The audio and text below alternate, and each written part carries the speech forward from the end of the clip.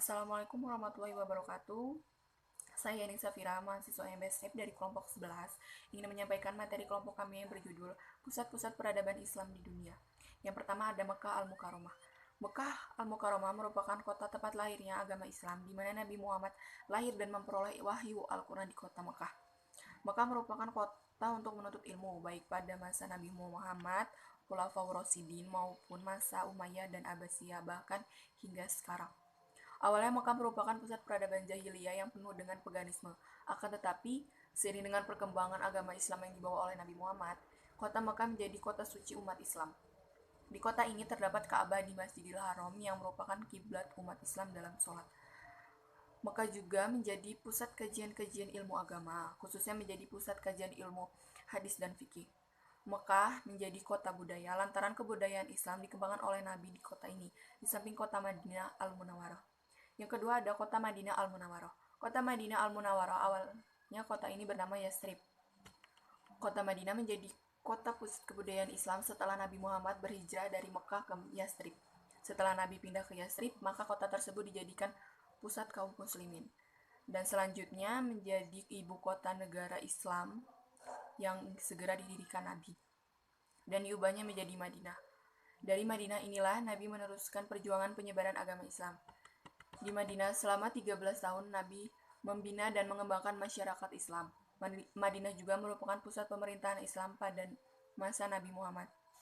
Dan kemudian masa Khulafaur Rasyidin sejak masa pemerintahan dipegang oleh Muawiyah bin Abi Sufyan, pusat pemerintah dipindahkan ke Damaskus. Di kota ini pula terdapat Masjid Nabi yang terkenal dengan nama Masjid Nabawi. Di masjid ini juga menjadi pusat kegiatan ilmu dan kebudayaan. Yang ketiga ada kota Baghdad. Kota Baghdad didirikan oleh Khalifah Abbasiyah kedua Al-Mansur pada tahun 762 Masehi. Kota Baghdad terletak di dekat sungai Tigris. Kota ini bentuk bundar, ada 4 buah pintu gerbang di seputar kota ini. Disediakannya untuk setiap orang yang memasuki kota. Keempat pintu gerbang ini adalah Bab al-Syam di barat laut, Bab al-Bashrah di tenggara, dan Bab al-Khurusan di timur laut.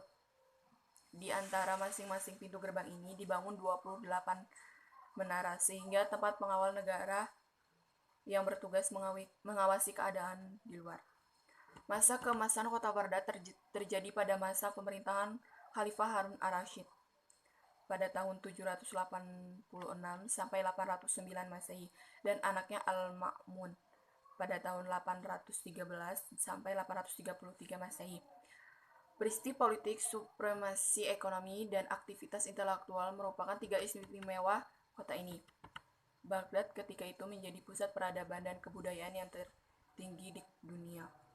Pada masa Harun ar-Rasyid Al-Ma'mun, perdagangan industri berkembang pesat. Kemudian di kota ini didukung oleh 3 buah pelabuhan yang ramai dikunjungi oleh kafilah dagang internasional, yaitu kota Cina, India, Mesir, dan negeri Afrika lainnya. Setelah kota ini dibumi hanguskan oleh tentara Mongol di bawah pimpinan Hulagu Khan tahun 1258 Masehi.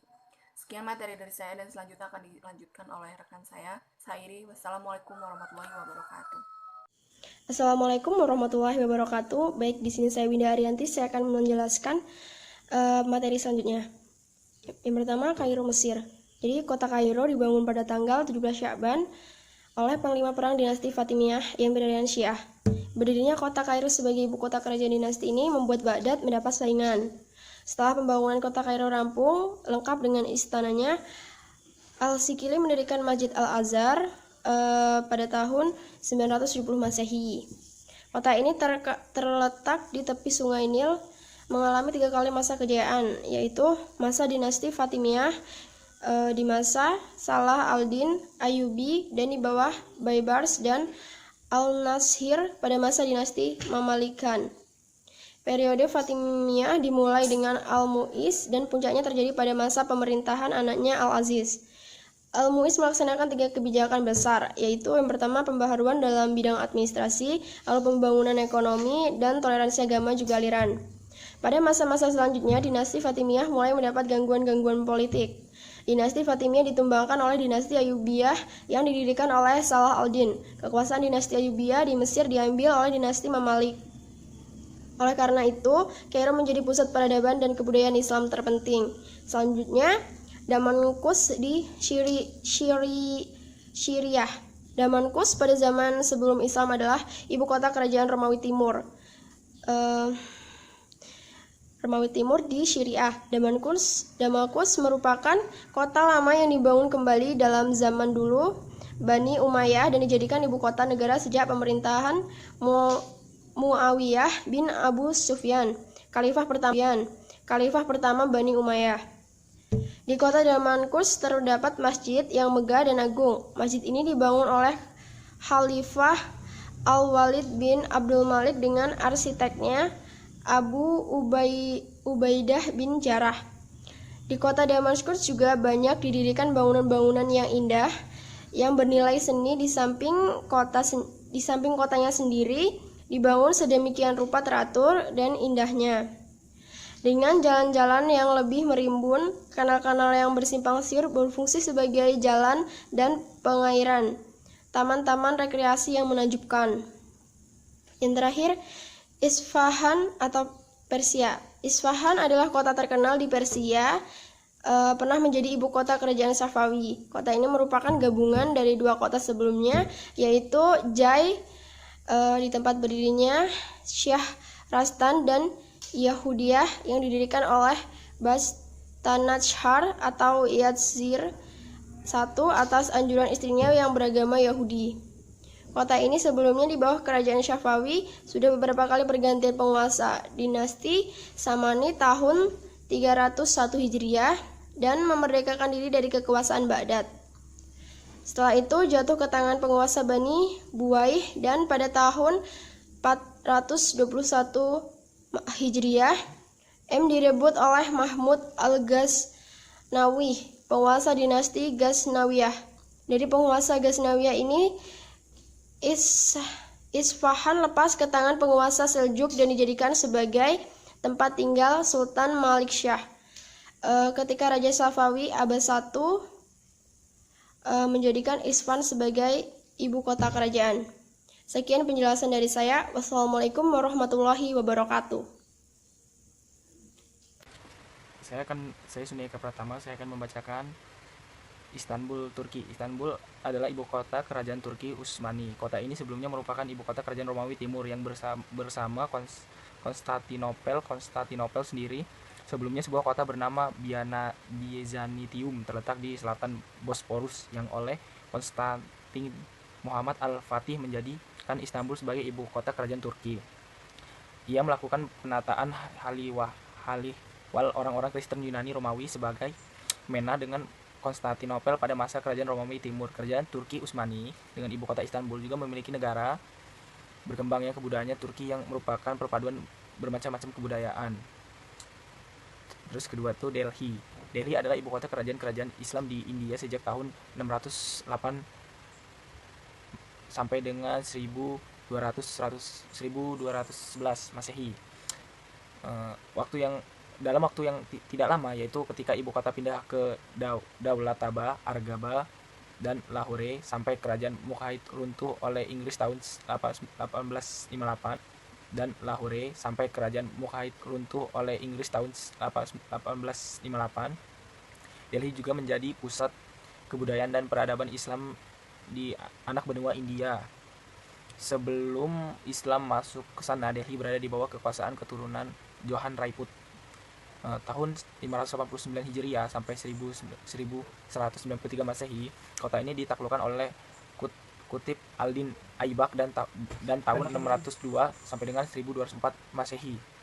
Ini dijadikan ibu kota kerajaan tersendiri olehnya. Setiap dinasti Islamnya yang berkuasa di India akan menjadikan Delhi sebagai ibu kota.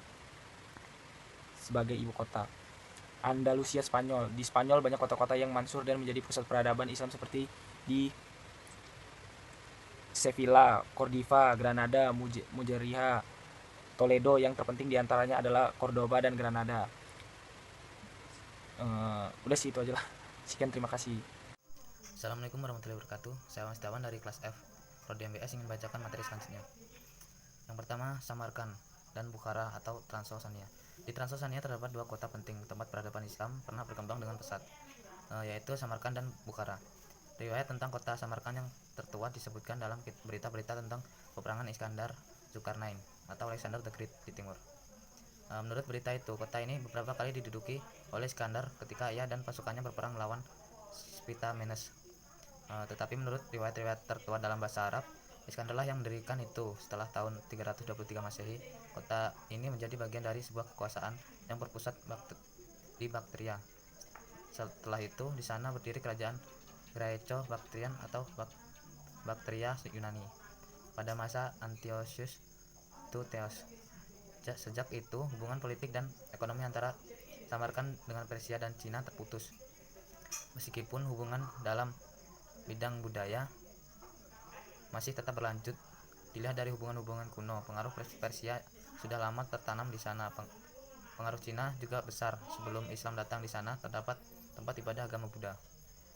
Selama 150 tahun berikutnya, sejarah kota ini sangat menyedihkan. Kebangkitan kembali terjadi mulai tahun 771 Hijriah atau 1369 Masehi pada masa pemerintahan Timur Leng.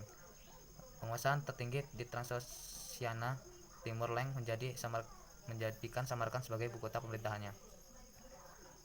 Kota ini diperintah oleh Ulugh Beg pada masa 857 Hijriah atau 1449 Masehi. Di pihak lain, Bukhara secara politik menjadi sebuah kota yang berarti. Pada tahun 906 Hijriah atau 1500 Masehi, dua kota ini jatuh ke tangan Sayyibani, Raja Uzbek. Setelah ia wafat pada tahun itu juga direbut oleh Babur, Raja Mughal di India. Akan tetapi tahun berikutnya Babur kembali ke India dan daerah Transosania kembali ke orang-orang Uzbekistan. Pada tahun 1917 Masehi, Uni Soviet berdiri dan Uzbekistan yang di dalamnya terdapat Samarkand dan Bukhara menjadi bagian dari Uni Soviet. Tidak banyak lagi beberapa tentang kota itu yang sampai kepada umat muslim karena pendukungnya menganut ideologi komunis sejak tahun 1992 Masehi. Uzbekistan menjadi negara muslim dan merdeka karena Uni Soviet bubar dengan sendirinya.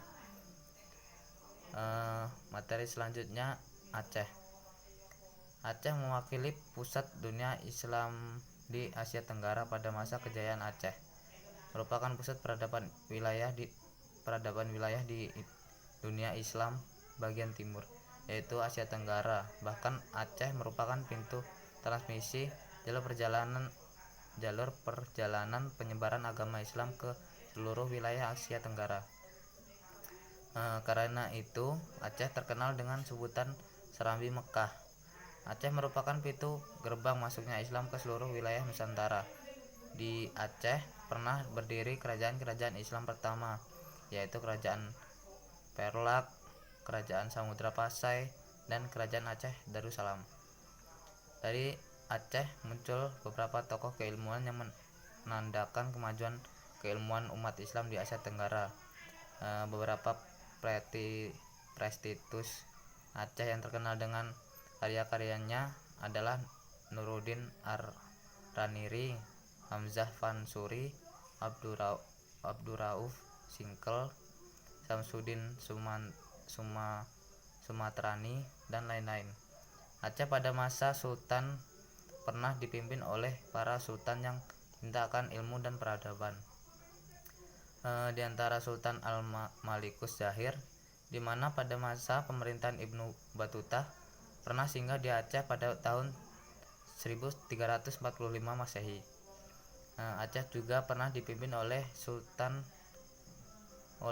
Sulan perempuan, yaitu Safiatuddin Syah, Zakiyatuddin Syah, dan Nakiyatuddin Syah. Dari Aceh Islam berkembang ke berbagai wilayah Nusantara. Antara Islam berkembang ke Apel, Demak, Cirebon, dan terus berkembang di Sulawesi, Maluku, dan Kalimantan. Mungkin itu materi dari kelompok kami. Wassalamualaikum warahmatullahi wabarakatuh.